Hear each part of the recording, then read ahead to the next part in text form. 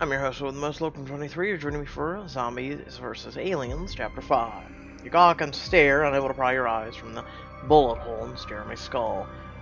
Fred attempts to fill the uncomfortable silence. Unexpectedly sturdy. I guess we can add that to the list of superpowers. You barely have time to respond before Jeremy whips himself around and hoists Fred clear off his feet and pins him against the wall. I don't see what's funny. Pull me down, Lieutenant Dan. You ease yourself next to them. Fred, Jeremy, gonna call you JD. How about we take this down a notch before our small group gets any smaller? JD sets Fred down with a thud, shoving him into the wall. Easing the tension, you pull Fred away before he can retaliate. We need to get out of the city, JD. Do you know how long the spaceship has been over Rochester? Wait for an answer, but the bickering duo just continued to glare at each other. You force JD's attention back to you, yanking hard on his arm. Gently snap it out of him. Listen, JD, I know this is hard to come to grips with. If you don't want to help us, fine, but at least help us help her. You nod to Wolf Girl, who sits perched on a chair. JD's animosity evaporates at the mention of Wolf Girl, sinking down to his haunches, his face buried in his hands. He sits there in silence for a moment, still grappling with the situation. 3 days. That's how long I've been conscious. The ships hovered over the city the whole time. I have no idea how long they were here before I came to. I think they're looking for something. Any idea what? You mean who? It sounds like a person, but the pieces of conversation I picked up didn't make a lot of sense. Can you understand their language too? Yeah, comes with the upgrade. They're looking for a person. A human or one of them? I don't think it's one of them. They're too hostile about it. Huh. Well, we haven't seen many live humans kicking around. You wouldn't. When the infection started to spread, they abandoned the cities and pulled the population inland. There was a plan to create a refuge by the Great Lakes, but I died before anything was finalized. Do I even want to ask about the rest of the world? It hit them too. They were doing about as well as we were. Well, guess we're going to the Great Lakes. If humans were around, or are around, sounds like that's where we'll find them. Right. I saw a Humvee on the way in here. Do you think you can get it working? Hold up. We just put all of our effort into sneaking around, and now you want to go out guns blazing? Considering these zombie swarms like ants at a picnic thanks to our little human, I think subtlety is off the table. Right. There is that.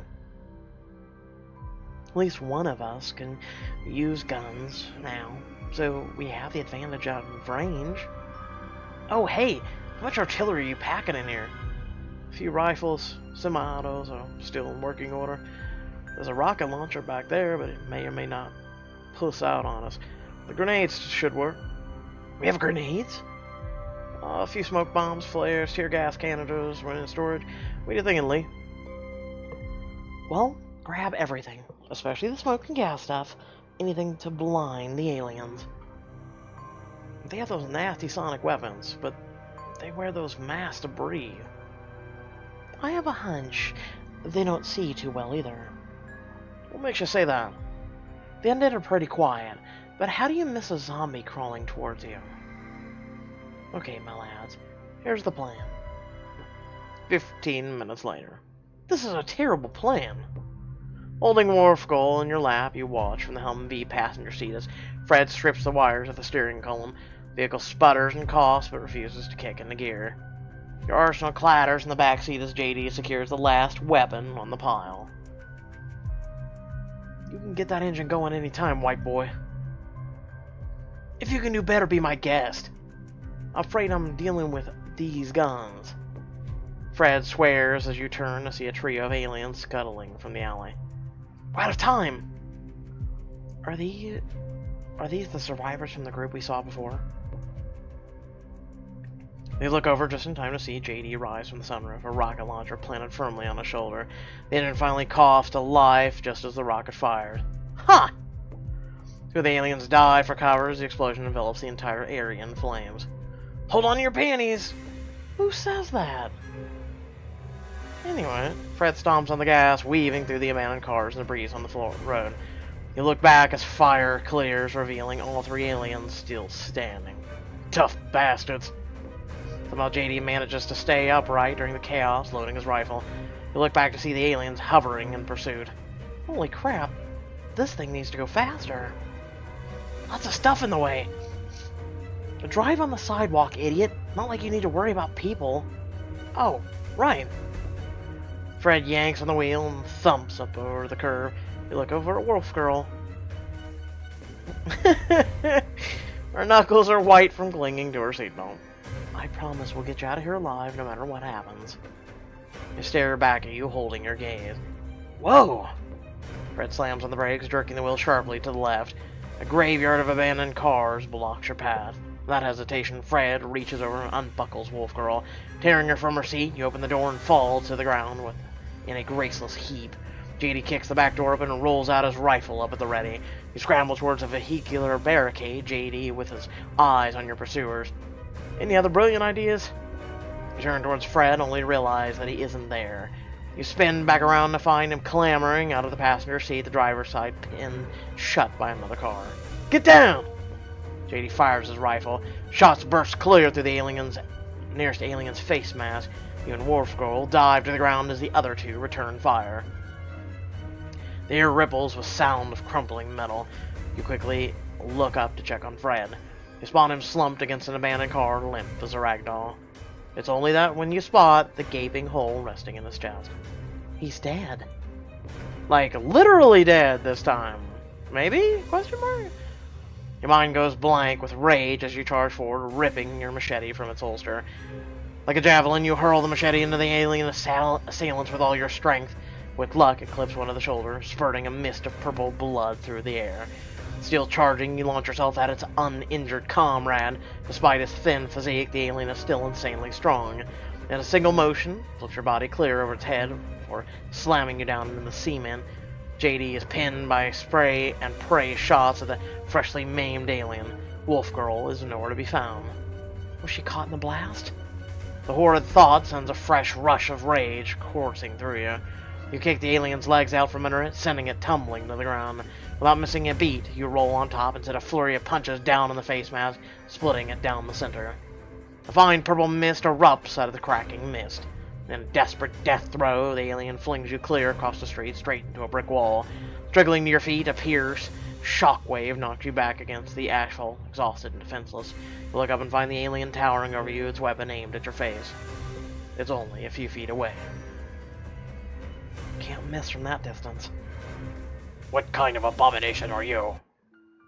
Do I question its motive? Why are you doing this? Why are you here? You pathetic. Suddenly it turns back, distracted by the pain gurgle of its alien comrade. There! You both watch as Wolf Girl skewers the second alien right down the middle with your dropped machete. She's alive. And thought spurs you into action as you rush forward. And only manage to shallow cut as you swing your machete as hard as you can. The last second the alien counters, slamming its weapon against your jaw. You fall to the ground as your face cracks painlessly from the impact. You look up just in time to watch the alien's face explode outwards, covering you in purple blood and viscera. Fred pulls his bloody fist out of the cratered skull, letting the lifeless body crumple to the floor. You're alive? Fred!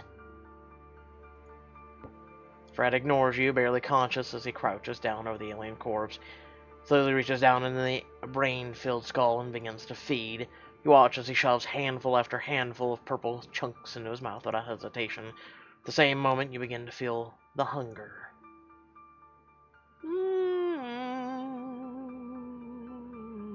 I feel like resisting.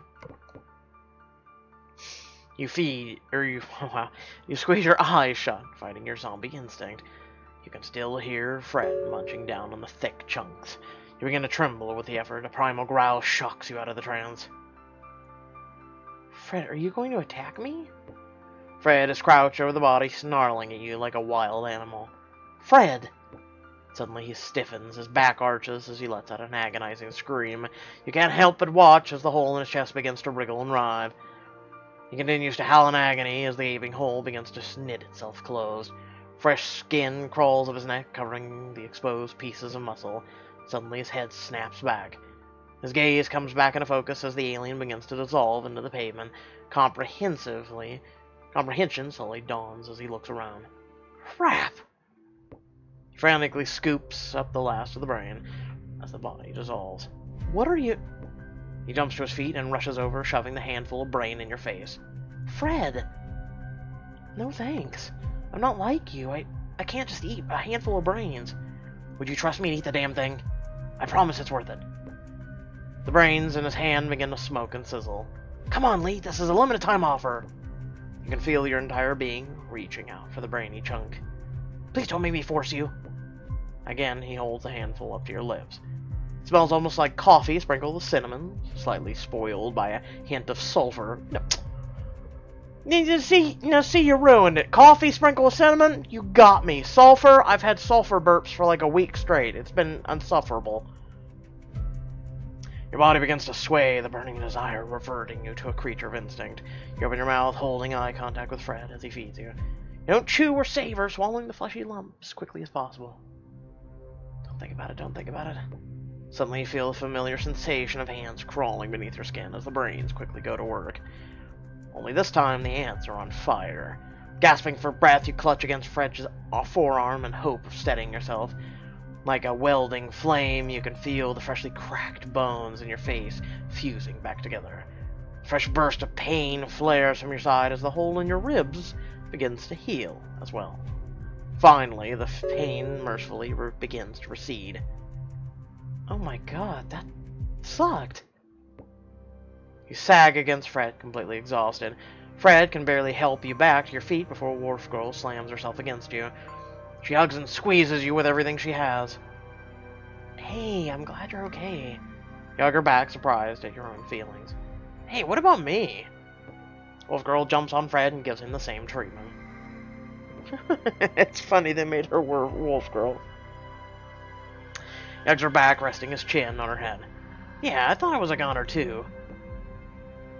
You turn back to find JD dragging the other bloodied alien along the concrete, still intact. Wait, it's not dissolving. You caught a live one? I was hoping to nab the one you clipped, but Lanny went to town on its ass. Nothing left but pieces before it started to smoke up. Looks over your shoulder at the approaching Fred and Lanny. To be honest, I'm not sure I want to know what happened to the other guy. Trust me, it wasn't pretty, and while we're being honest, we actually call her Wolf Girl. We don't know her real name, and I think Lanny's a stupid name for her. As to what I just saw, Wolf Girl fits her just fine.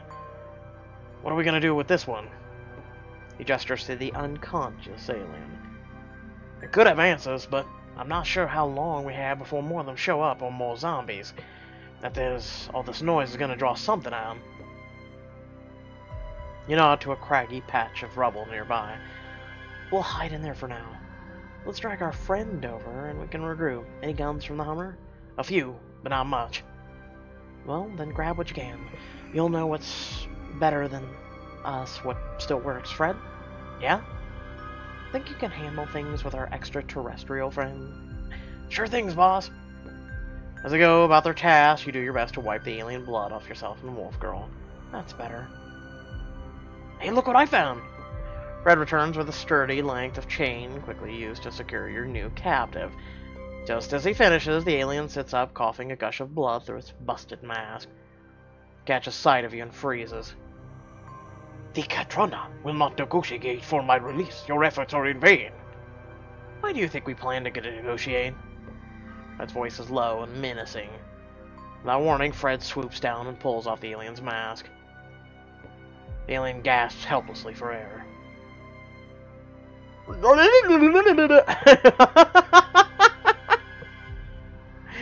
Oh man, look, it's an alien, guys. BFD. Fred.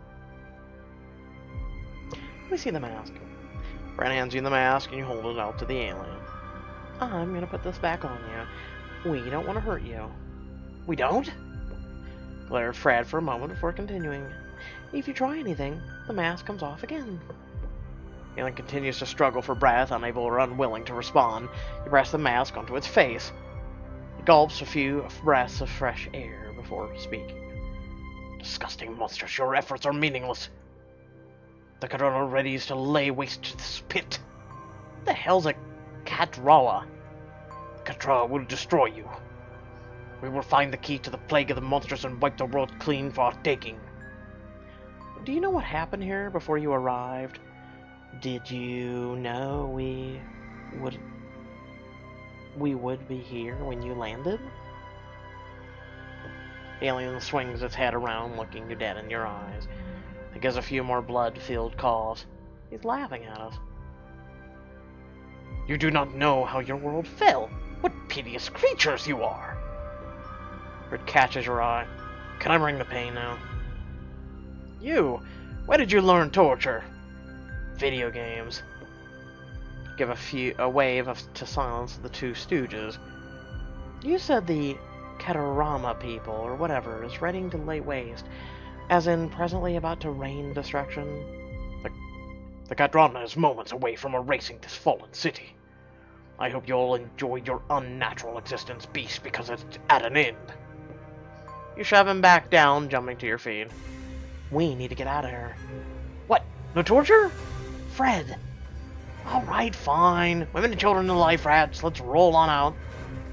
Autobots, roll out! Everyone begins scrambling out of the rubble, but you pause, turning back towards your captain. Bastard tried to kill us, but we ate them first, didn't we? Kneeling down, you yank the chains away from the alien. Why do you do this? I don't know. Call it a truce? Hold out your hands as you back away unarmed. Truce, monster. Though if we survive this, do not expect mercy should our paths cross again. Ditto, Butt Munch. You stare in shock as the alien shimmers and vanishes before your eyes. Little rat had an ace up his sleeve this whole time. Son of a... Lee! Fred grabs your arm and hauls you to the street. We have a problem! You point skyward to the alien ship. You see lightning erupting out from its edges, distorting the air around it. Oh, well, that can't be good. A loud whistle rends the air as you look up over to see JD already halfway down an open manhole. Your lady's gonna stand around here waiting for the end of the world. You share a glance with Fred before rushing over it. You dive into the sewer just in time to see it. Wolf Girl gets bit by a stray zombie. It happens in seconds. You launch yourself down at the corpse, ripping its head off, pulling Wolf Girl close to your chest. No. God damn it! How could I let this happen? How long does she have before she turns? Will JD try to kill her now? What if I could make her like Bert and Ernie? What the hell happened? She got bit.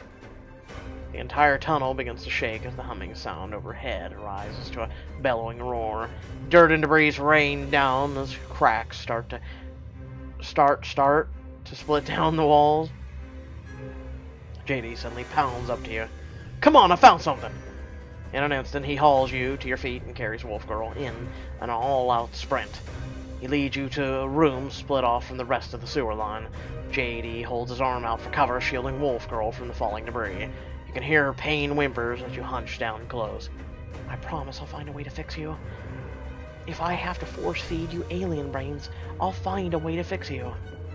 The roar outside becomes deafening as the entire, misspelled again, city explodes. And don't worry, guys, we're paying 10 diamonds per chapter for misspellings. Woohoo! Clearly you can tell I'm over-enthusiastic about this, right? With that being said, I hope y'all did enjoy the video. Feel free to like, comment, share, or subscribe. Head down the description below. Links to social media, our Discord, and a few links to support me and my content. It's greatly appreciated. Remember, if you do hit subscribe, or are already subscribed, make sure to hit that bell so you can receive notifications, because YouTube will make you watch who knows what. Jimmy Fallon, for all we know. Because apparently you all are just durs, and if you don't hit that bell, you didn't mean to hit that subscribe button, right? Also, down in the description below, we do have a Twitch, so feel free to follow me over there. I do streams over there as well, and branching off and being multi-platform as of late. So we got one more to go. Chapter 6. Wonder if this is going to be an every week occurrence, because if so, that's 10 diamonds per, and I'm not going to do it. No offense, I'm not going to do it. I'll probably do it at a slower pace, but I'm not going to spend all my diamonds, because I usually save them, because clearly, as you can tell, at the end of every book is a life, quote-unquote, altering decision that pretty much will allow you to stay with your love interest, or save people, or da-da-da-da-da, whatever. And I typically will save the diamonds for those, because those are important decisions. Those are ones where we decide whether or not to do it. That's what I save most of my diamonds for. With that being said, hopefully this book is just short, sweet, and we get it over with. If they... and that's also a test, probably, I'm sure, by them. To see, hey, will people buy diamonds? Oh, almost sneezed. Almost. Whew, I was ready to mute the mic. Alright, with that being said, I thank you all for watching. Catch you all in the next video. Stay well, stay awesome, and especially stay kind to one another. Peace.